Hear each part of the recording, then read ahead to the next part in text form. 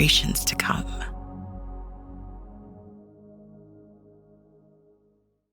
And welcome to another edition of the TDN Writers Room podcast presented by Keeneland. My name is Bill Finley. I am a correspondent for the Thoroughbred Daily News and the world's biggest, can you see that?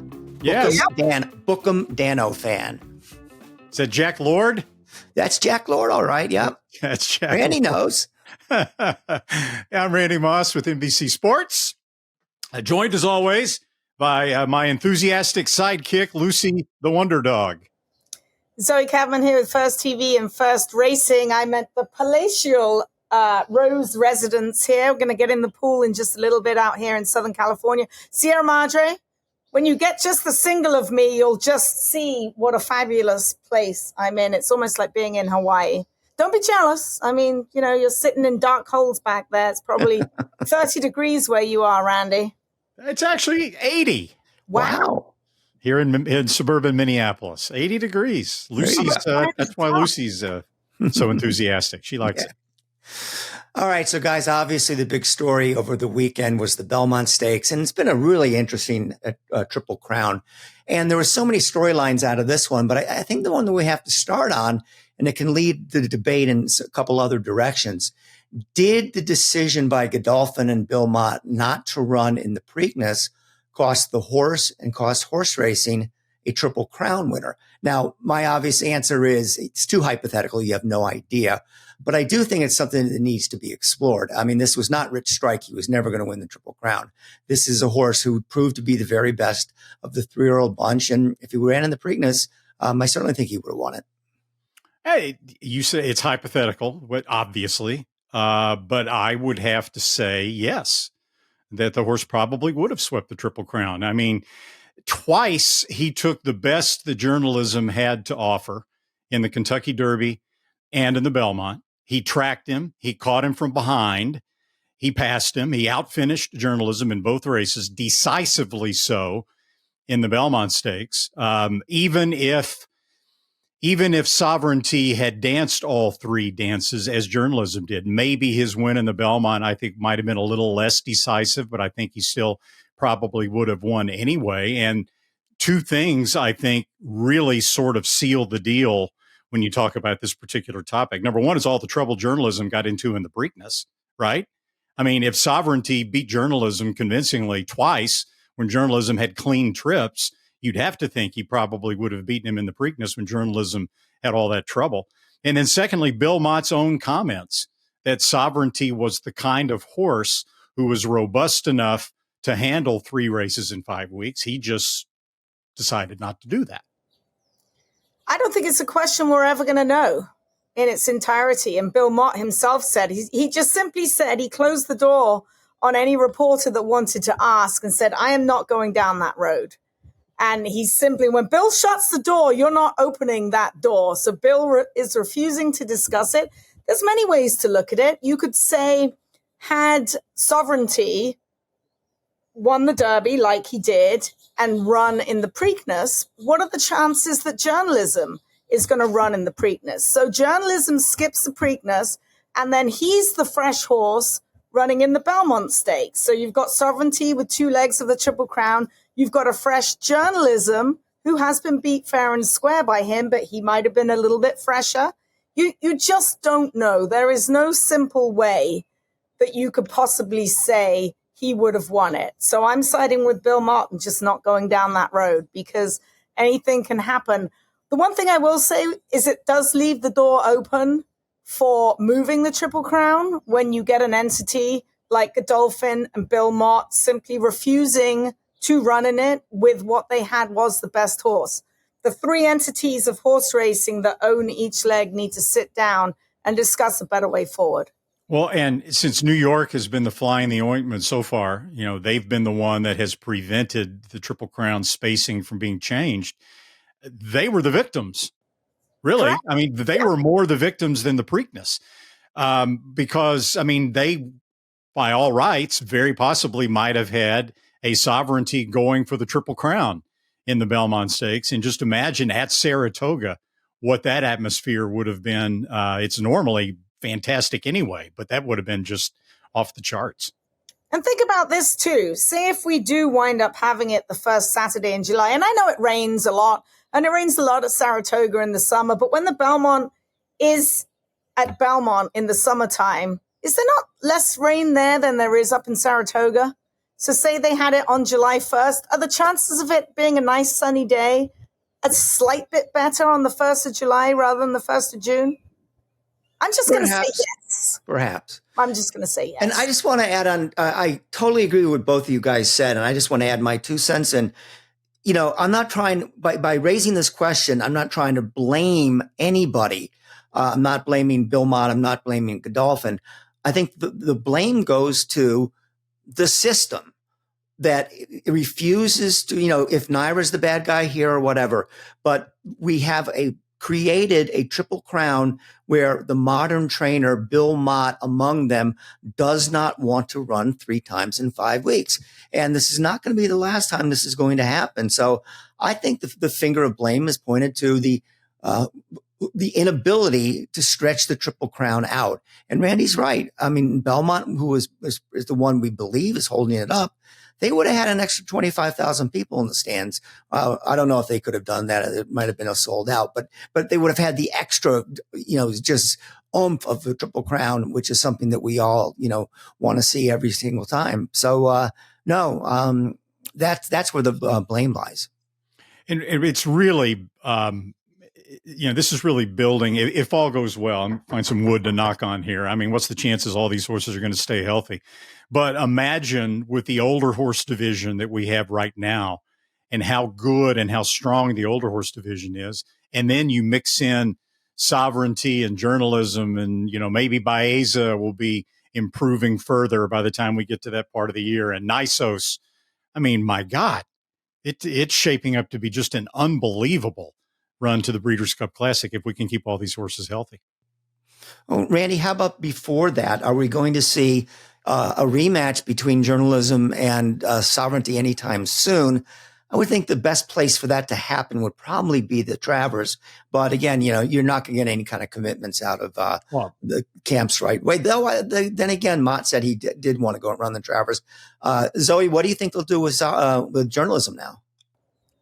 Well, he's going to come back to California, get a little bit of a break, and it would be fabulous to see a rematch in the Travers. I mean, Whitey's mentioned the Haskell, the Travers, the Jim Dandy, a whole plethora of races. So I don't know if all of the powers that be are going to try and dodge sovereignty, or sovereignty's going to dodge journalism until the Breeders' Cup Classic. But it's not often you get a horse that runs in the Haskell and the Travers. So, yeah, look, I was surprised that they ran journalism in the Belmont.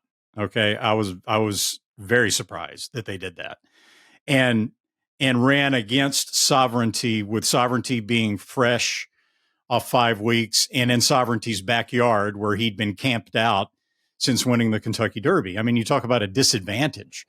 yeah. I would be shocked if they run journalism in the Travers. Okay. Flying all the way back to California, where incidentally the Breeders' Cup is this year at Del Mar. I mean, why leave there to fly all the way back across country to the Travers and once again take on sovereignty on his home track in his backyard over the same distance and racetrack that he decisively defeated you in the Belmont Stakes? I think they stay in California. They point for the Pacific Classic, maybe the Shared Belief or whatever other race there is for 3-year-olds out there before that. And then get ready for the Breeders' Cup at Del Mar and take their shot against sovereignty there. Randy, I'll give you another scenario. How about this? There's no way that sovereignty is going to the Haskell. You can just tell by the way they're talking. And, you know, they very much stick to the Saratoga, New York schedule. How about journalism going to the Haskell? One big shot on his own to win a grade 1 without his rival dogging him all the way. And win that one, then go back to California. Yeah. The TDN Writers Room is brought to you by Keeneland. This year's Keeneland September sale runs from September the 8th through September the 20th. And why should you attend? Well, just look at this weekend alone. September graduates included the Grade 1 Jaipur winner, AG Bullet, She Beat the Boys. The Grade 3 Pennine Ridge winner, AP Kid. The Grade 1 New York Stakes winner, She Feels Pretty. The The Grade 3 Summertime Oaks winner, Cash Call. The Grade 1 Met Mile winner, Raging Torrent. The Grade 3 True North winner, Bookham Dano. I know why he's called that. The Grade 2 Belmont Gold Cup winner, Parchman Party. A Farm Stakes winner, Gaming. And Grade 1 Manhattan winner, Deterministic. I feel like I should drink after all that lot. Wow. All out of one sale. The World's Yearling Sale. Make plans to attend. Cheers. I definitely should be drinking after that. It all comes down to this. Good afternoon, ladies and gentlemen. The moment that defines the year, when the world's most influential buyers gather, and every decision, every bid, every opportunity shapes the future. At a marketplace that brings the thoroughbred world together, and where futures are forged, because every moment matters. At the World's Yearling Sale, Keeneland, September.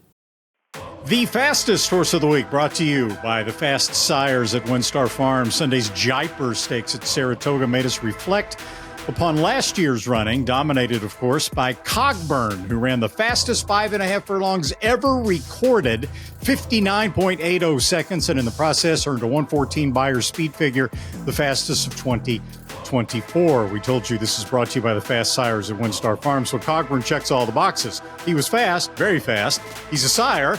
And he stands at WinStar for a fee of $30,000.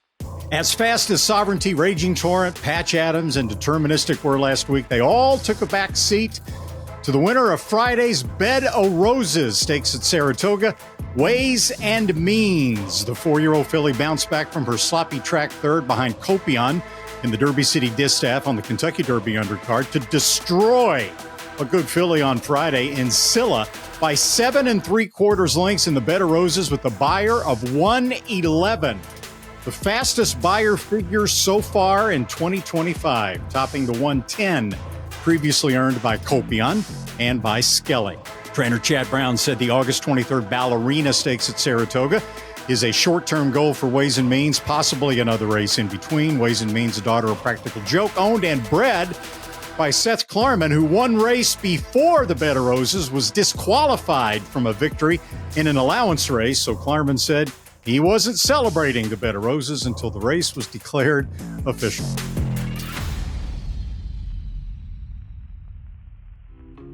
Well, none of us were there, but obviously the weather was a huge story, and it was just miserable up in Saratoga. And they did something really smart, I think, and you don't see tracks do that this often. They didn't let anybody run on the turf course on Belmont Stakes Day. And then when there were several major stakes races on the turf, including some grade ones, they then they made some of the races main track only, some of the races to be run on the main track. And then they moved the Jaipur and the Manhattan to Sunday. Now, the way the race is shaped up must have killed Naira's handle numbers on Saturday to lose 2 races and have a bunch of others taken off the turf. But I think it was definitely the right thing to do. And again, all we can ask for is a safe Triple Crown. Everybody gets around the racetrack, no problems, and they got that. So they handled everything pretty well. But the weather was a major factor. The funny thing is, everybody keeps saying, "Oh, which of these horses can handle the slop?" Well, the big three, the so-called big three, all could handle a slop because they ran on it in the Kentucky Derby and ran so well on it. So, it wasn't much of a conundrum for the handicappers. I never once considered that any one of those horses would be a throw out because of the slop.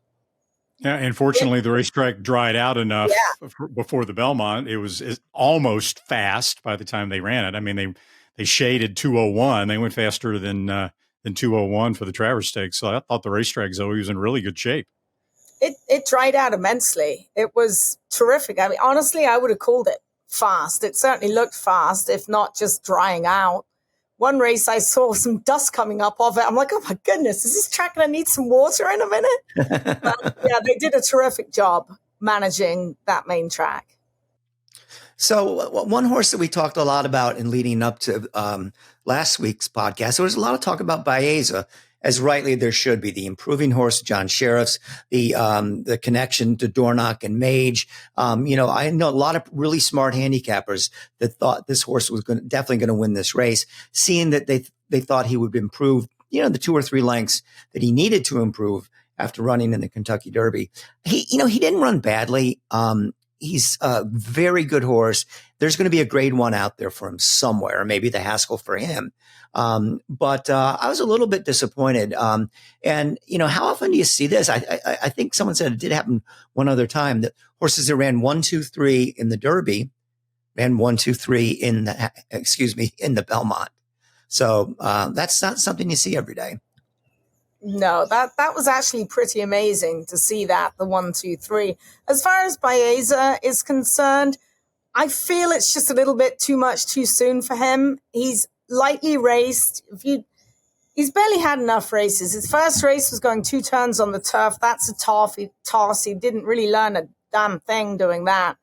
And he's just still so green, and physically looking at him, and I think I alluded to this last week, that he's a tall horse, and I think he's grown. And sometimes horses are going through growing spurts at this time of the year. He's literally just a newly turned 3-year-old. May the 16th or 15th, I do believe, is his birthday. And I believe it's just a little bit too much too soon. Was I disappointed by that run? Yeah. Was John Sheriff's disappointed? Yeah. He's still shaking his head, wondering what they did wrong. He was a little bit rank going into the first turn. His light bulb came on when he left the gate, and Flavien had a hard time just trying to get him to settle.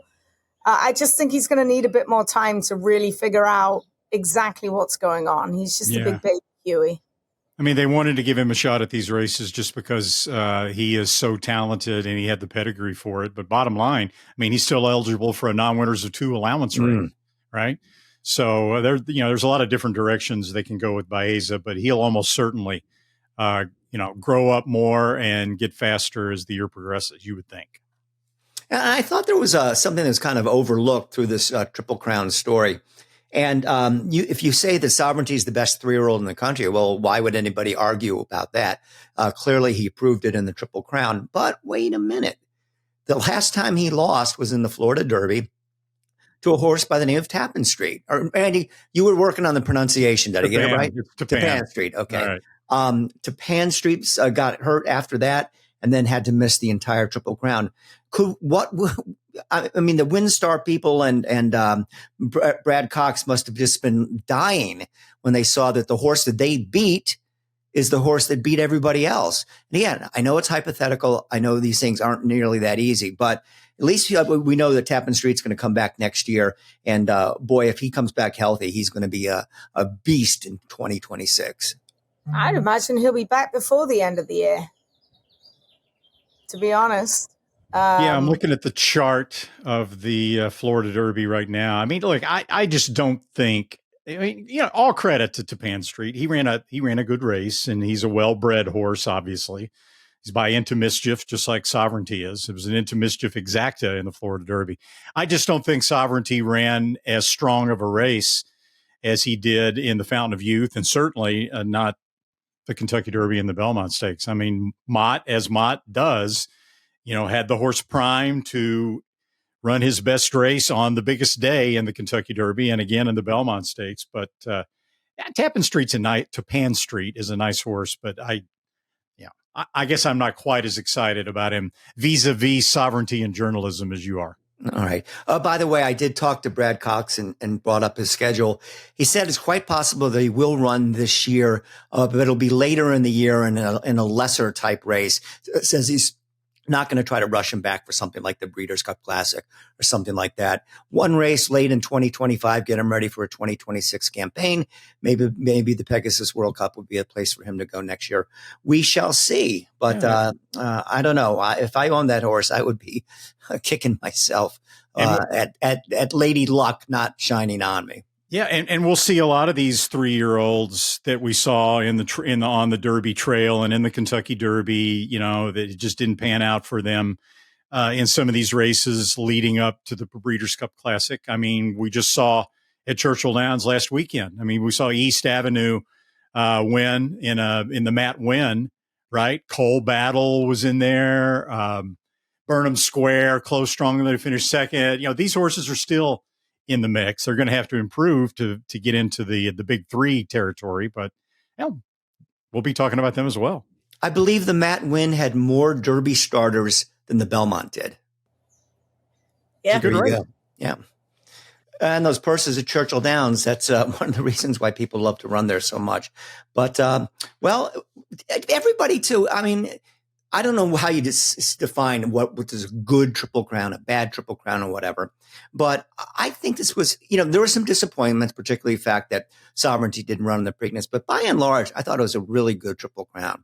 We had competitive races. We had some very good horses. We had journalism coming back in all three races. And I give all the credit in the world to those connections for doing that. So short of having a Triple Crown winner, I thought this was about as good a Triple Crown as we may have seen in a long time. Yeah, it was excellent. You had a cleanly run Derby, no one with a massive excuse in the Derby, which is always key. There was no coulda, shoulda, woulda. The Preakness got everybody talking right up until the Belmont Stakes, and after, should he, shouldn't he? That was amazing. And then you get all three of them, the top three, back in the Belmont. I thought it was awesome. I really, really did. And kudos to everybody involved for just making it so damn exciting. Yeah, and then you had the rugby scrum in mid-stretch at the Preakness. I mean, we all I've talked about that with some of my non-horse racing friends who happen to be either watching the Preakness or who happen to see the replay of it. And of course, they have a different take on it than we do. I mean, they're probably Indy 500 fans or whatever. They're like, oh my gosh, that was the most unbelievable race I've ever seen. That was incredible. That was so cool. And we're like holding our breath, right? As horses were going every which direction at the eighth pole. But yeah, so it had that as well. The TDN Writers Room, brought to you by the Pennsylvania Horse Breeders Association, the PHBA, coming up at Parks Racing and Penn National Racecourse, the first 4 Pennsylvania bred stakes of the year. On Father's Day, this Sunday, June 15th, at Parks, the $100,000 Paige McKinney and the $100,000 Unique Bella, both at 6 furlongs for 3-year-olds and up. The Unique Bella is for fillies and mares. Then the next Friday, June the 20th, is the new date for the rescheduled Penn Mile at Penn National. Originally scheduled for May 30th, had to be postponed due to torrential rains, along with the undercard grass races as well, including the 2 PA bred stakes, the $75,000 Alphabet Soup and the $75,000 Leafard, both for 3-year-olds and up at a mile and a 16th on the turf. The Leafard is for fillies and mares. Over the last decade, an average of $26 million a year has been paid out from the Pennsylvania Breeding Program. To find out how you can nab some of that cash, you can go to pabred.com or you can call 610-444-1050. PA Bred, I think we've built a brand at this point. It's excitement at every step. Roses for Deborah just set a new track record. On average, for the past decade, Pennsylvania paid over $28 million a year in Breeders' Awards, restricted races, and owner bonuses. Plus, PA Bred shine on the world's biggest stage. Just 3 states have bred more Breeders' Cup winners. Learn more at pabred.com. On this week's edition of First Things First, I thought, why not celebrate the California horses again? While Sovereignty took down the Belmont Stakes, California was responsible for the 2nd place, Journalism, the 3rd place, Baza, and the 4th place, Rodriguez. And wasn't there a little stakes called the Met Mile as well, in which Raging Torrent absolutely ran away and hid from perhaps a troubled fierceness, but he did it anyway. We'll give that one to trainer Doug O'Neill right here from California. One more to talk about, and it was just a little grey filly by the name of AG Bullet, who beat the boys in the Grade 1 Jaipur and winning your ins for the Breeders' Cup Turf Sprint. She took it down for trainer Richard Boltus as well, so congratulations to the owners and the trainers of the fabulous horses coming out of California. Talking of California, it's closing weekend. This weekend we will have a 4-day weekend starting on Thursday, ending on Sunday. Sunday will be closing day, June the 15th. Come and celebrate Father's Day on Sunday. Will be a 1 o'clock post time for all 4 days apart from Saturday. 12:30 on Saturday, we'll have a 12:30 post time and a 12 race card. So do join us at the Great Race Place. Welcome in now the Gainesway guests of the week, and it is Belmont Stakes winning jockey Junior Alvarado. Junior, thanks for joining us. This is a Tuesday afternoon.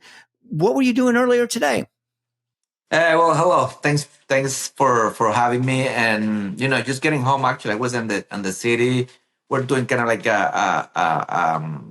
a food tasting in the city in one of those restaurants. I was invited by the Yankee staff, and so we were recording something for Yes Network and the Yes TV. So yeah, I was with Javier Castellano and Johnny Velasquez. So we did have a lot of fun there. So you were eating. Yes. Yes, I know. That's what we were just talking about. Like, well, I guess it's Tuesday. We still have, a couple days to lose some weight, I guess. Well, let's talk about the Belmont Stakes for a second. Just another dominating performance by Sovereignty. Going into the race, what were you thinking? Like, what was your strategy? Were you going to follow journalism again, if possible, like you did in the Derby? What was your mindset? Yes, Randy. It was a little bit of a question mark where I was gonna be. I knew I was in a perfect post position because I wanted it too. I wanted in the inside. I wanted to save ground the first turn, but yes, I didn't know. I figured probably I was gonna be following either journalism or Baza or maybe both of them. I thought I was gonna be behind both of them, to be honest, but. Listen, I guess he was super ready. He was super sharp going into the Belmont Day. He put himself and myself in a even better position than I thought. Were you surprised he was that close? I thought the pace would be faster. Yes, I was a little surprised, but once again, he was like, he put me there, and it's not like I felt that he was rank or he was pulling or he was going faster than any other time. He still was in a good rhythm. So I was like, well, you know what? I'm not going to take away what comes easy. That's something that Billy Mo all the time tells me. So when I found myself right there, I was like, they're going to be now in trouble because the only advantage that they had is if they could be in front of me and they probably would go slow. But not now that is completely out of the window. So I was in a great spot right there the whole way. Junior, it's been a real up and down year for you. And right now it's obviously on an upswing. But on March 23rd, you fractured your scapula at Gulfstream Park and that you had to miss the mount on Sovereignty in the Florida Derby. Manny Franco took over. Did you think at that time that you're not only going to miss the Florida Derby, but you might miss the Kentucky Derby as well? Yes, I remember laying in the bed right there with my agent next to me, and then when I keep telling my agent, man, I think I might have a fracture, Mike. Cause like I know my body, and this is I can handle pain. I've been through a lot of injuries, and I knew it's like this is a little more than I think it is, and when the doctor told us, you have a fractured scapula, so it was like, what is that? Like a hairline, like it's not that bad, can I go back in a week? And it's like, no, you have a completely fractured scapula. You will have to probably be out between 6 to 8 weeks. So like right there, I remember looking at my agent and I'm like shaking my head. I was like, why this has to happen to me? Like, why these things keep happening to me? And I didn't say that at the moment. It's just like, that's all is keep going in my hands. Like, God, well, why? Like, why? Like, since I know the horse that I'm riding, I know the horse ability, I know what he's capable of, and like I say, everything just started like a lot of thoughts going through my mind. Like I'm thinking, like, well, I mean, I cannot believe I'm gonna be missing the Derby. Like at that point, I wasn't even thinking about the Florida Derby, which just the Derby, because somehow I was gonna try to find my way to get back in the Kentucky Derby if he wins the Derby with Manny Franco. That was even before Bill called me and tell me that I was gonna have the right back whenever I was ready. But once again, I mean, that day, that night, it was just a nightmare, a completely whole nightmare that I was living in life. I couldn't believe that all that was happening. And I remember even telling the doctor before he left the room again, I told him, like, there is anything you guys can put me, like, give me that, can kind of numb the pain, then I can move it and I can go through all this. And he like said, like, I can do that. Like, there's nothing I can do that I can help you. You need to rest. That's a very rare fracture because the scapula is kind of like a flat bone. We don't even how you ended up breaking that. So he's like, you have to just rest. So yeah, it was a nightmare of first probably couple days, to be honest. So they told you 6 to 8 weeks. What did the timetable turn out to be, and how did you get it quicker? Well, it was exactly 3 weeks and 3 days when I was back again riding in races. And riding in the morning, it took me 2 weeks and 2 days. I spoke the next day that I got out of the hospital. I spoke with one of the doctors that normally sees us here in Saratoga, and he was in South Florida. So I went to see him in person, and he said, like, it's funny because actually he had the same fracture, I guess, a long time ago. And he says, like, they'll tell you don't move your arm. I'll tell you the whole opposite. Move your arm. Because once you stop moving your arm for a week, then you're going to lose a lot of mobility and it's going to be hard for you to recover. It's like, you're going to have pain. It's like, it's up to you how much pain you will handle. But what I would recommend you is to keep moving your arm. I'm not going to tell you lift anyway or none of that. Don't lift anyway. Don't lift none of your kids, but keep moving your arm. Keep moving your arm. Keep moving your arm. And hopefully in 2 weeks, you should be much better. And then, after 3 weeks, you can come see me. And then hopefully you'll be able to be back around 4 weeks, hopefully. But once again, I don't know.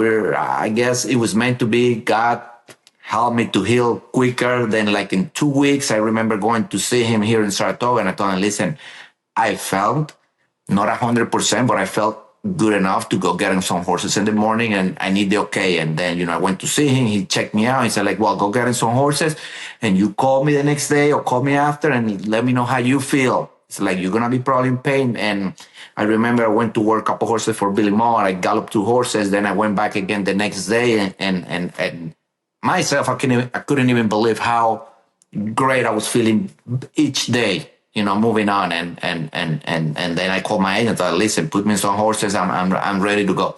So I'm ready to go. I don't want to waste more time. I've been out already for 2 long weeks. So it's like, I need to be back in action. Junior, so much of your success, not just in the Derby and Belmont this year, but throughout the last several years of your career, has come on Belmont trained horses. And, what has that relationship meant to you? And how did you get going? How did you get in that barn and get in there so solidly that, if he has a good horse, 90 times out of 10, you're going to be the rider? At first, when I moved to New York, I had Mike Salito, my agent, he's very good. Very close friend with Bill Mott, and I think, that's how we started it. I started riding horses. And, I will say probably 6, 7, 8 years ago, I used to ride all those nice horses in the morning. And then, it was probably Mike Smith, Joel Rosario, all those guys who got to ride those nice horses. And I still was riding a lot of Bill horses, but the good one were always, Mike Smith, all the big jockeys. And I remember my agent just keep telling me, it's like, just keep working. You're going to have your time. And when you have your time, then you'll take it them. And it's just that, I guess working a lot of times in the morning, I have to understand what Bill really likes to do with his horses, with the baby, how he developed the horses. Every trainer has different mentality, different way to approach their training method. And I just think I just fit pretty well with what Bill was doing. And I like the way he does it. So I just think it works, and like I say, I think the more chance I was getting, the more opportunity I was getting, for me, I was able to perform well in the afternoon, and that's how more opportunity keep coming my way. So, Junior, I play this game a lot with my broadcast buddy, Jerry Bailey. I did a lot of research here about you and Bill Mott. Okay, I went down some rabbit holes. You've won 421 races for Mott, 65 graded stakes, $51.5 million in purse money just between you and Bill Mott. The relationship. Do you remember the name of the first stakes winner that you rode for Bill Mott? I could probably say the jockey. That's the game here. It was 2011. Wow. You won 2 stakes on her. One was at Aqueduct, and the next was at Churchill. Elvira, something Doña Yes, Elvira. Arena Yes. Elvira. Arena Elvira. Yeah, You've got it. You got it. Caroline. Yes, the Your Black first Seals. stakes win and graded stakes win for Belmont. Both were graded stakes. Yeah, that's what I thought. I was trying Yeah. to get the first name of the horse. I know it was Elvira. Okay, Arena Elvira. Yes. That's what started it all. Arena Elvira. Yes. I clearly remember that filly. Yes. That's awesome. Junior, as you've been talking about the Belmont and Kentucky Derby experience, there's one quote from you that I really was interested in, is that you said of Sovereignty, it was like he knew he is the best horse. Can you really, how do you pick up on that? How do you as his partner able to get that kind of signal from him? And if you would elaborate on what you meant by that.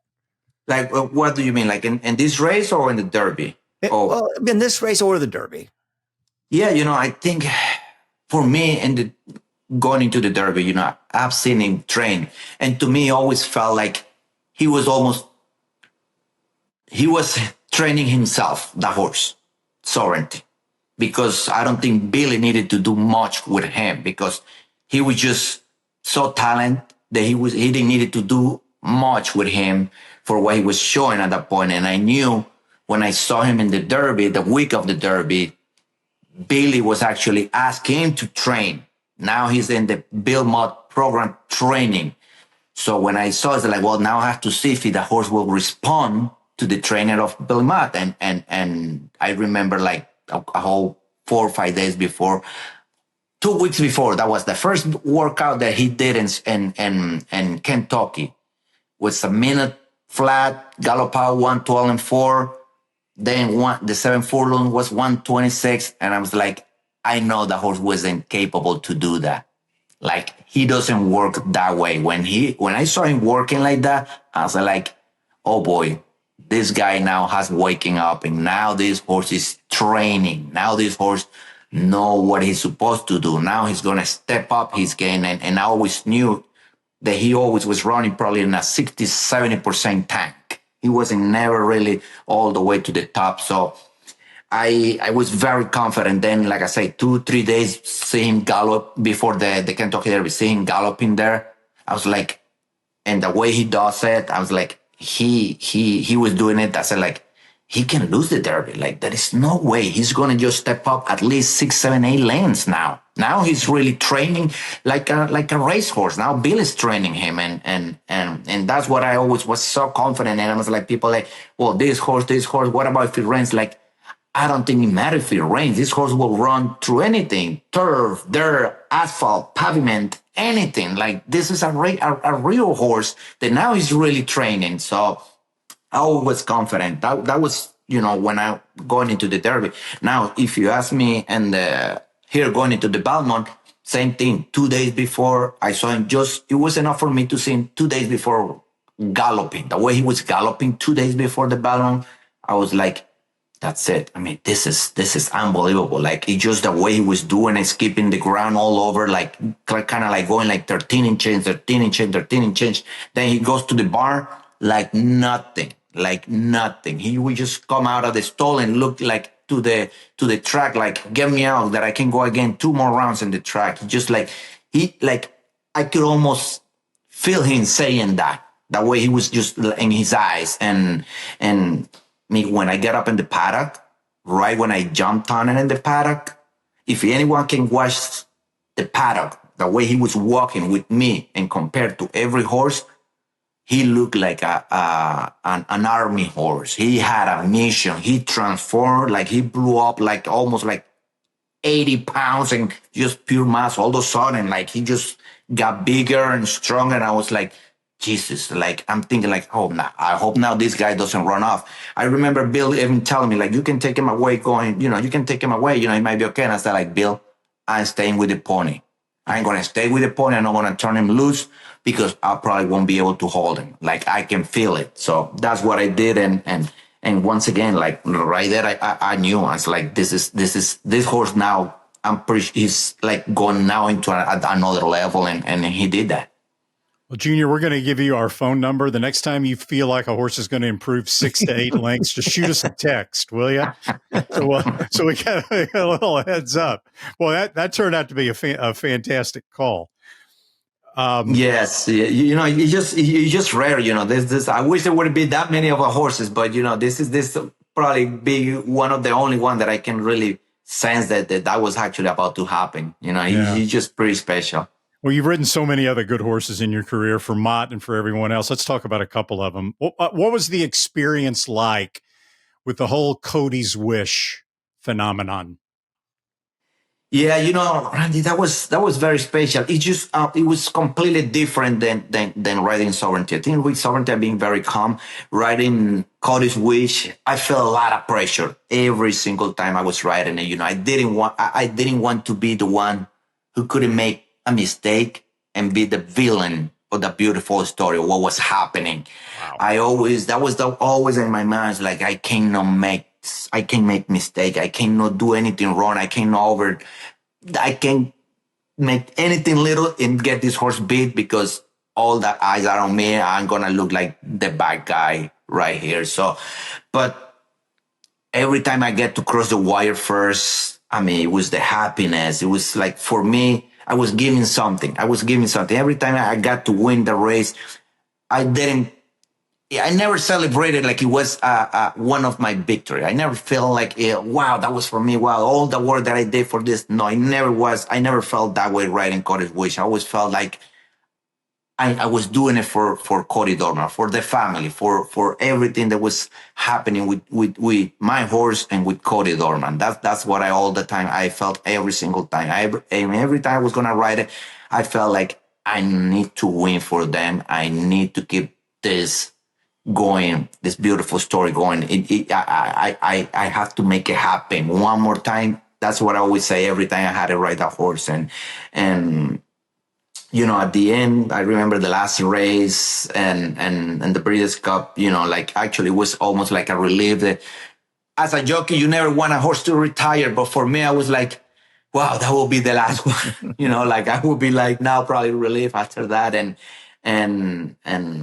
it was as dramatic as can be. We went down head to head with National Treasure.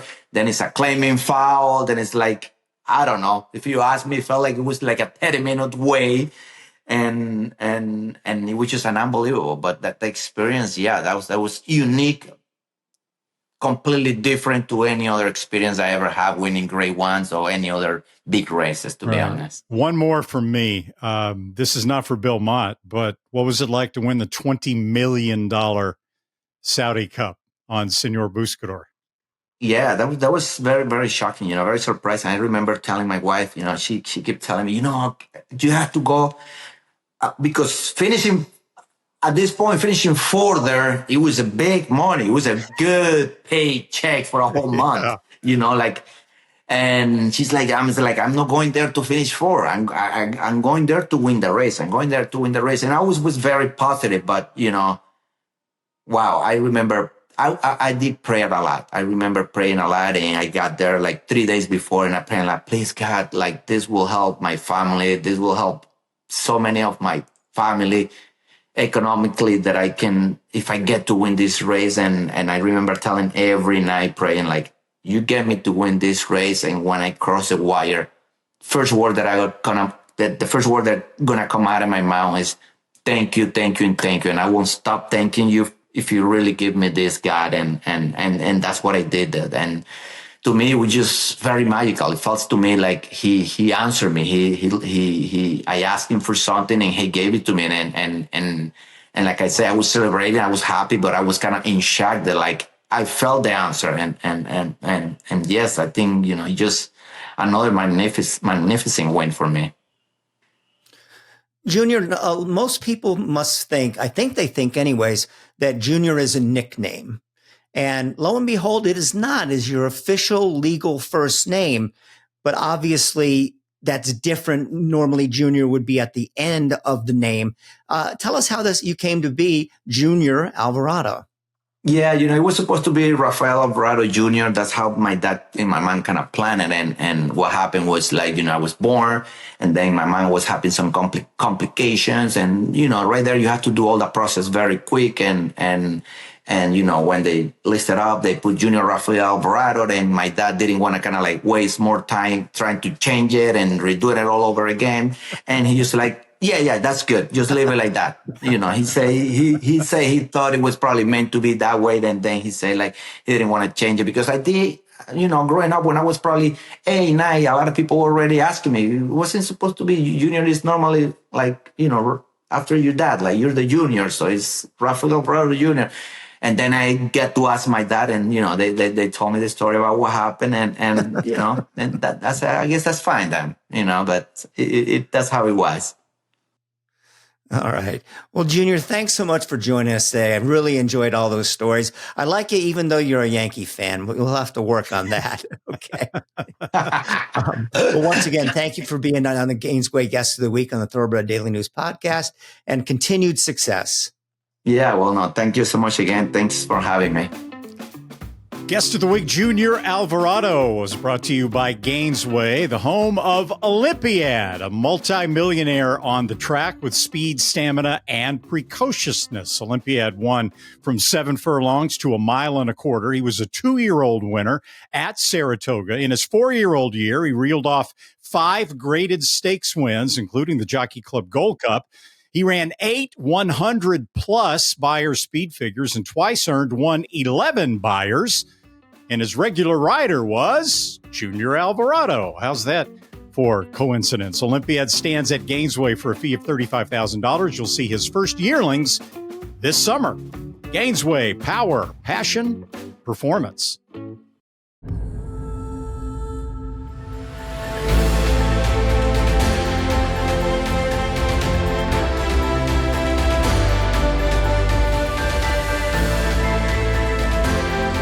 Olympiad gets the gold in the Jockey Club Gold Cup. 450,000, 350,000, 325,000.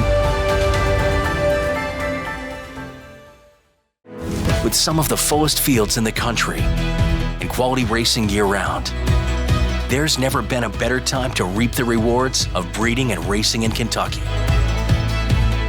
Purse money in Kentucky is at an all-time high, as is average purse per race, outpacing California, Florida, and New York. Kentucky breds. Breed them, raise them, race them. We all win. So we all know that the Belmont Stakes is New York's signature horse race, but where are Belmont Stakes winners bred? Well, we know the answer to that too. Kentucky. Of course, Sovereignty's Belmont victory not only gave Kentucky breds a sweep of this year's Triple Crown races, Kentucky breds have now won 20 of the last 21 Belmonts and 107 in all over the course of the race's long history. Kentucky breds, breed them, raise them, race them. We all win. Well, I was, again, such a good day of racing, 2 days of racing, the Friday, Saturday, and then I guess 3 because of Sunday, because they put the grade 1 grass races on there. And Randy said last week, and I agree with him, that this is the best racing card run in America outside of the Breeders' Cup. So there were many other races to look back upon and reflect upon. And I think the one, though, might not have been the most exciting race or the best horses, but I thought Miguel Clement winning the Manhattan, his first grade 1 win, a race that his father had won. Damn it, I wrote it down somewhere, 3 times. That was really a very sweet, sentimental victory. And I thought that was one of the highlights of the week. I mean, his third winner's a grade 1 winner. Lifetime. That just doesn't happen. The gods and his father were looking down on him with deterministic, and good for Carmouche as well. George Wolf Award winner last week comes back, gets his first grade 1 at Saratoga, bought a horse he'd ridden before, was taken off of, got put back on, a horse that was on the Triple Crown Trail. In fact, listening to some of Miguel's quotes, he said after or prior to his run in the Wood, when he was on the Triple Crown Trail, they galloped him on the grass, and he was like, I wanted to put him on the grass then, but we would have got killed if we'd have taken him off the Triple Crown trail and run him on the grass. So yeah, that was nice to see. So I have a funny feeling that Christoph may have had a big hand in the aptly named Deterministic, who was very much so determined in the winning of that race. Yeah, obviously an emotional afternoon for everybody involved with the Clement stable. Miguel learned at his father's knee throughout his entire life how to train racehorses. He had a big role in the Clement barn and the operation of the stable even before Christoph got sick, and that only just accelerated once Christoph couldn't spend quite as much time at the barn as he did before. And you talk about quotes from Miguel Clement. Here's a quote. Couple of quotes about deterministic. Okay. Deterministic. I think he broke his maiden as a 2-year-old at Saratoga on the dirt, and he was 7-2 that day. And we asked Miguel. I had him. Okay. Well, yeah. So did you like him in his debut? No, that's an understatement. We loved him. Yeah. And he began talking a little bit later about how much he liked deterministic. He said, between you and I like him a lot. He's the most efficient mover we have in the entire barn, and he creates an emotion that we haven't had in a long time. This was March 2024, as he was preparing for the, I think for the Wood Memorial after winning the Gotham. And he didn't pan out on dirt necessarily, and they switched him to grass, and look at what he's doing right now. So Miguel in particular has been extremely high on deterministic right from the start, and the horse is showing why. And he's beautiful. He's one of the best looking sons of Liam's Map that I've seen. I think that was the 10th Grade 1 winner for Liam's Map, second one this year. But just to look at him, his physical presence, if you don't like looking at that horse, you don't like horses. He is absolutely gorgeous. So the Met Mile, always one of the biggest races on the Belmont Stakes card, won by Raging Torrent. Just like Zoe said earlier, California horses, they really held their own coming into New York this weekend. Had been trained by Doug O'Neill. I picked the horse, and I'm not trying to pat myself on the back. I don't understand why he was 8-1. I thought there was a very competitive race. Obviously, everybody likes fierceness. Obviously, everybody likes White Abarrio. But this horse had won the Malibu and then went over to the UAE and won a big stakes race over there. So, he was coming in with some great form. And, Doug O'Neill, you don't hear about him like you hear about a Baffert or something like that, but he's pretty tough. He sneaks in there some pretty good horses from time to time and gets the job done. And Raging Torrent, it's a big victory for him, and we'll see where he goes from there. And just as importantly, it looked like on paper going into the Met Mile that he would get the same kind of trip that he got in the Godolphin Mile, which is a front-running trip. I mean, there was very little early speed in there. We talked last week about fierceness in the number 1 post position and how that might sort of impact his usual running style. He had to be rushed a little bit by John Velasquez to sort of try to muscle his way out from getting stuck on the rail behind Raging Torrent. And I think they got him maybe a little bit more on the engine than they would have liked him to be. And he was right there on the flank of Raging Torrent. It looked like he had him at one point, I thought, at the quarter pole, just knowing how good fierceness is. But it wasn't quite the same fierceness at the turn and a half mile at Saratoga, as I think we'll see from fierceness going a little bit longer. No excuses for White Abarrio. Maybe the sloppy track, I don't know, and just a touch. Didn't run nearly as sharply as he did in his previous 2 wins against easier company. It was all Raging Torrent. Yeah, but fierceness kind of left on his back foot and got a little bit bounced around back there, and he doesn't like it. He likes to have things his own way. So when he didn't leave there with his head in front, it was all over from him with the 3 turns there in the Wilson chute. So not a great race for him, but Raging Torrent, very good beneficiary. Well, I talked to the connections of Bookham Dano, my favorite horse and my favorite people, and they're not sure where they're going to run him next, but it's probably going to be at Saratoga and either the Vanderbilt or the Forego, and maybe both. Trainer Derek Ryan is still convinced he can get this horse to stretch out to a 1-turn mile and 1/8, and he really wants to get him back to Saudi Arabia to run in the Saudi Cup in that $20 million purse. Horse has never gone beyond 7 furlongs, but, the mile and 1/8, one turn is a much different race than a mile and eighth, 2 turns. And I just love this horse, blue collar horse from blue collar state, gets the job done. And who knows? I mean, he might even eventually go, he keeps this up. He's going to be in the conversation for an Eclipse Award. Who else do we know who's a Jersey bred?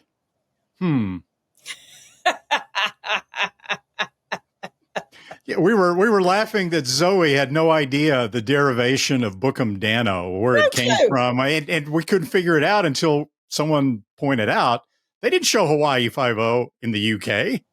No, what's the theme song? Do I even know the theme song? How does it go? You would know it. Well, come on, sing it. No, that ain't happening. I don't even know if it has words. Hum it. Dun, dun, dun, dun, dun, dun, dun, Oh, dun, da, da, da, da. Okay, Yeah. I know that. Yeah, there are no words. No. Move the mic so we can get a better look at Bookham Dano. Jack Lord. That's Jack Lord, who played Steve McGarrett, the boss. Dano was his assistant. And at the end of every episode, they finally got the bad guy. They got him caught. And Steve McGarrett, Jack Lord, says to Danny Williams, his associate, book him, Dano. Looks like Fonzie. Yeah. Looks like Fonzie. Fonzie face. Okay. Bookham Dano is a gelding, so Bill could be talking about Bookham Dano for a long time to come. Hope so. Let's hope. Yeah. Another race of note, and not for to celebrate a big victory, but to take a look at what happened to Good Cheer in the Acorn. I mean, she looked like, she was perfect, 7 for 7. Looked like she just towered over this field. I heard a rumor, don't know if it's not from the greatest source, but that somebody bet $500,000 to show on her in the, there was definitely a big minus pool, so that could possibly be true. Talk with Brad Cox. I have no idea what happened. She's fine. We'll keep going and find another race for her. So, I'm surprised they didn't find some sort of excuse because she was so consistent and so good. But, once again, it's a reminder that these things are not machines, and she had a bad day. Yeah, she might have woke up with a headache. You don't know. Anytime you can put 7 in a row, 6 in a row, 5 in a row together takes an awful lot of getting out of bed and feeling great and having everything go your way. She got a lot of dirt in her face. She was a long way back. Things just didn't work out, and she got beat. So La Cara, of course, won the Acorn by 3 lengths. La Cara was coming out of the Kentucky Oaks, where Good Cheer had beaten her by 13 lengths. Good Cheer had had 2 previous races on wet tracks, both at Churchill.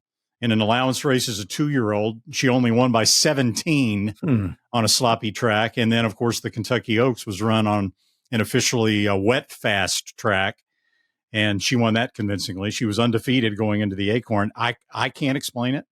I don't know if there is a logical explanation for it. My first thought would have been something happened to her. Mm-hmm. Yeah. But if Brad says that she's fine and they'll live to fight another day, then I guess you don't have that excuse. So good question. Yeah, don't be surprised if you see her back in something like the Alabama or the Coaching Club. He really seemed to think, I'm not going to worry about it, and we're going to put her right back in against the big girls. Yeah, I mean, she hasn't been running the big numbers that we've all talked about. Every time she runs, we talk about, is this going to, she just wins anyway. Is this going to be the time when she gets beat? So it might not have been surprising that she lost to La Cara, but to be a total no-show and to be 5th, beaten 9 lengths, that was a real surprise. Maybe she'll just get a little holiday and come back a happy camper. Let's hope so. The TDN Writers Room is brought to you by First TV. Now, according to his owner, John Green, Sandman is feeling his oats up in Saratoga, holding his weight and feeling rather feisty. Here's our first TV work of the week this week. He breezed for the first time since his 3rd place finish in the Preakness Stakes, going an easy 4 furlongs over the track at Saratoga in 50-4 on Sunday. Co-owner Terry Finley says Sandman is expected to make his next start in the Jim Dandy, July the 26th at Saratoga. Isn't Sovereignty going there as well? Could we have a fantastic Jim Dandy as well? Sky's the limit. It's awesome.